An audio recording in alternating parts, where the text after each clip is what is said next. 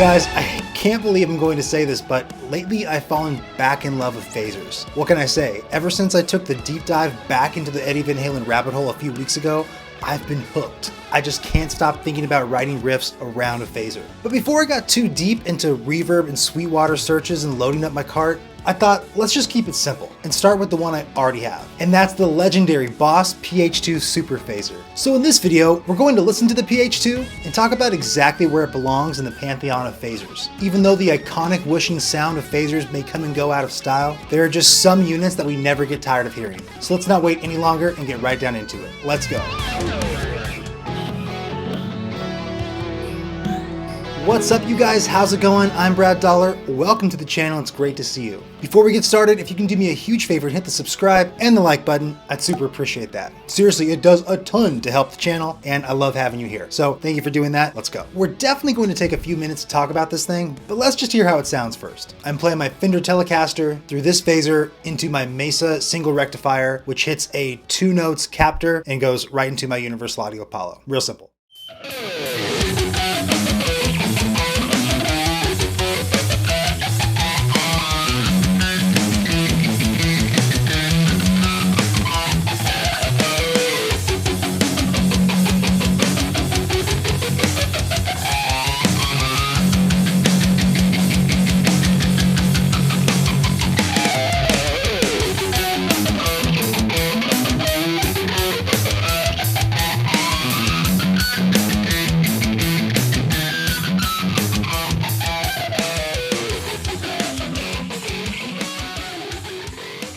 So what does a phaser even do? Like, how does this thing work? Well, first, it's important to understand what phase even means as it relates to audio signals. To put it as simply as possible, phase refers to the point in time in a waveform. What makes it so interesting and useful is how that point in time in that waveform interacts with other waveforms and their relative points of time. When this relationship is perfectly in sync, we call that in phase, and essentially sounds like the same signal, but then just doubled in amplitude, doubled in volume. When these two signals are out of sync, we call that out of phase. If they're perfectly out of phase, then they'll most often cancel each other out. Like, you won't even hear them if you hit play in your DAW. But it's not just in or out of phase, it's all the points of phase in between. If you think about a waveform or a sine wave, you can think about phase as the location of what you're hearing in relation to what part of that waveform at any given time. The relationship and importance of phase becomes really apparent when you introduce not just one, but two waveforms. And so in the case of a phaser pedal, that's the primary source of how it functions. The pedal basically takes the sound that's coming in, splits it into two signals, and leaves one unaffected. Then it moves the second signal in and out of phase compared to that one single unaffected signal. And then when that's controlled by an oscillator that's doing that for you automatically, you get that pulsing, whooshing sound. Combine that with a few other controls for depth and where the actual peak of the resonance is happening inside of that in and out of phase relationship, and you've got your phaser pedal. That's a little more complicated than that, obviously, and there's some great YouTube videos out there that describe how it works, but in the case of talking about this Boss PH-2, that should give you a pretty good baseline for what's going on. As far as the history of the pedals themselves, phasers really start to show up in recording around the 60s. The first phaser pedal to ever exist is the Gibson created Maestro phase shifter, which came out in 1971, but the most famous and to this day the most popular one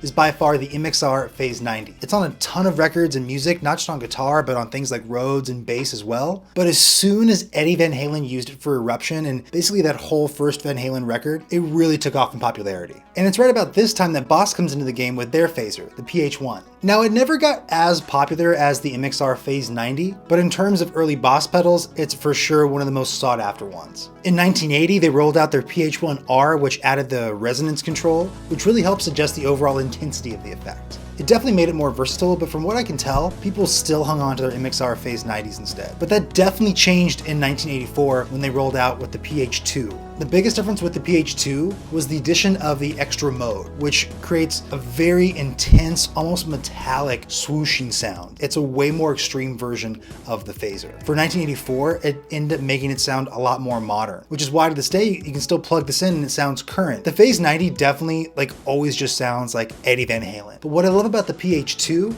is that you can get those sounds for sure, but because it's Boss, and you may know my stance on Boss is that it's so utilitarian and just kind of sounds like everything, that this sounds so familiar and accessible without being so much of its own creature and voice. You can use this and have that phasey sound without it being the total star of the show, which is kind of what happens with the Phase 90. Now, don't get me wrong, I love the Phase 90. I'm not hating on it, but I love even more that the PH-2 just kind of blends into what's being created. It just gets out of the way a lot quicker, and I think that's what I love about it. And of course, it sounds awesome. And there is one more phaser that Boss released, and it's called the PH-3. It's basically identical to this, but the modes are a lot more expanded. It's got a rise, a step feature, and you can also lock it into certain parts of the phase itself. It's also got an expression pedal input so you can set the tempo, and it's overall like really cool. If you needed more features in a phaser, that would be a great one to get. The PH-3 is no slouch though, and if that's what you have, that thing is great. I do love the rise feature, but I think I still prefer this one for its simplicity and classic sound. Now, this is my second PH-2, so I'm definitely biased and very used to the sound. It's one of the first pedals I got when I started playing guitar when I was 11, and as soon as I used it, I was hooked, and it's on one of the first songs that I ever wrote with my first band.